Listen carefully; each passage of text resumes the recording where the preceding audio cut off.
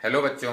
आज हम लोग जीव विज्ञान के अंतर्गत संतुलित आहार और दिनचर्या के बारे में अध्ययन करेंगे। और जैसा कि हम जानते हैं, हमारा देश ही नहीं संपूर्ण विश्व इस समय कोरोना जैसी महामारी के गिरफ्त में है और हम सभी लोग अपने घरों में कैद हैं। तो इस समय हम लोगों की और भी जिम्मेदारी बढ़ जाती है कि हम अपनी संतुलित आहार और दिनचर्या के बारे में विशेष ध्यान दें। तो आइए हम लोग आज इसको अगर अपने संतुलित आहार और दिनचर्या को लॉकडाउन के साथ जोड़कर देखें तो दिनचर्या और संतुलित आहार में हम किन किन बातों का ध्यान रखेंगे, इसको हम बिंदुवार अध्ययन करेंगे। लॉकडाउन के दौरान हमारा आहार और दिनचर्या, इसका मतलब है कि लॉकडाउन के दौरान जब हमारा दिनचर्या या हम संतुलित आहार की बात करें तो किन किन बातों का ध्यान रखें, इसको हम एक एक करके अध्ययन करेंगे। सबसे पहले सुबह उठकर नित्य क्रिया के बाद 20 से 25 मिनट तक व्यायाम और योगा करें, जैसा कि चित्र में दिखाया गया है। अर्थात हम जब अपनी दिन की शुरुआत करें तो तैयार होकर के, ऐसा ना हो कि जैसे हम लोगों की आदत है अक्सर टीवी देखने बैठ जाते हैं या न्यूज़पेपर लेके बैठ जाते हैं। तो इससे पहले हमें कम से कम आधा घंटा का व्यायाम और योग कर लेना चाहिए ताकि हमारा शरीर चुस्त और दुरुस्त रहे और पूरा दिन हमारा अच्छे से व्यतीत हो सके। उसके बाद नाश्ते की बात जब आती है तो नाश्ते में अंकुरित चने, मूंग, मूंगफली आदि प्रयोग करें।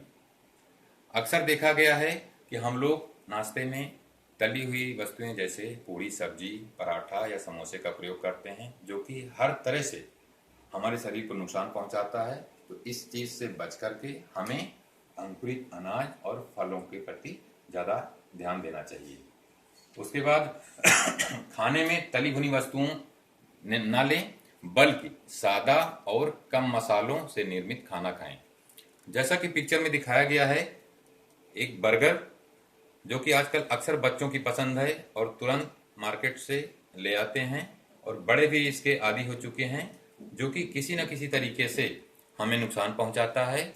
इसके पैरेलल हम खाने में शुद्ध और कम मसालों से निर्मित खाना, जैसा इस पिक्चर में दिखाया गया है, उसका प्रयोग कर सकते हैं। जैसे कि थाली में है रोटी, दाल, चावल, सब्जी, सैलड, चटनी, अचार, जो हमें जितनी ऊर्जा चाहिए उतनी शरीर के लिए उपयोगी मिलती है और हमारा शरीर भी स्वस्थ रहता है।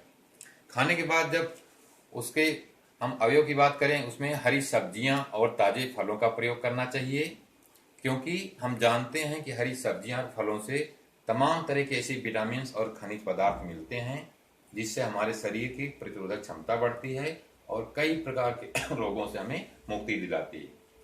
उदाहरण के लिए, अगर हम विटामिन ए की कमी शरीर में हो जाती है जिससे रतौंधी रोग हो जाता है, तो पीले फलों का प्रयोग करते हैं, जैसे पपीता, गाजर, आम। इन फलों का प्रयोग करने से हमारे शरीर में ये बीमारी दूर हो जाती है। उसके बाद हमारा चूंकि दिन बहुत लंबे समय का होता है, तो मनोरंजन के लिए कहानी और कविता की पुस्तकें पढ़ें। इससे हमें कुछ ज्ञान की प्राप्ति होगी, हमारा समय भी बीत जाएगा और कुछ ज्ञान की वस्तुएं, ज्ञान की बातें हमारे दिमाग में बैठ सकती हैं। फिर उसके बाद घरों में रहते हुए इंडोर खेल जैसे लूडो, कैरम और चेस खेल सकते हैं, जैसा पिक्चर में दिखाया गया है। क्योंकि इस समय हम बाहर जा नहीं रहे हैं और छोटे बच्चे हैं वो भी ऊबते रहते हैं, तो अपने बच्चों के साथ, घर में सदस्यों के साथ इंडोर खेल खेल सकते हैं। और अंत में दूध, जो कि संपूर्ण आहार माना जाता है, इसमें थोड़ी सी हल्दी मिलाकर रात में लें तो हमें अच्छी निद्रा आएगी।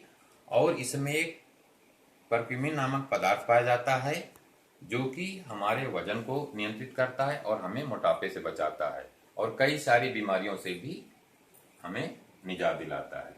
इस प्रकार हम अपनी दिनचर्या में संतुलित आहार शामिल करके और दिनचर्या को सुचारू रूप से पालन करके इस महामारी के दौरान, जब हम अपने सभी घरों में कैद हैं, अपने आप को, अपने घर के सदस्यों को अच्छी तरह से सुरक्षित रख सकते हैं। तनाव बिल्कुल नहीं लेना है, हमें स्वस्थ रहना है, सुरक्षित रहना है, घर पे रहें और सुरक्षित रहें। आशा है बच्चों ये वीडियो तुम लोग को पसंद आया होगा और इन सब बातों का हम ध्यान रखें। अगले टॉपिक में हम किसी दूसरे बिंदु के साथ मिलेंगे। धन्यवाद।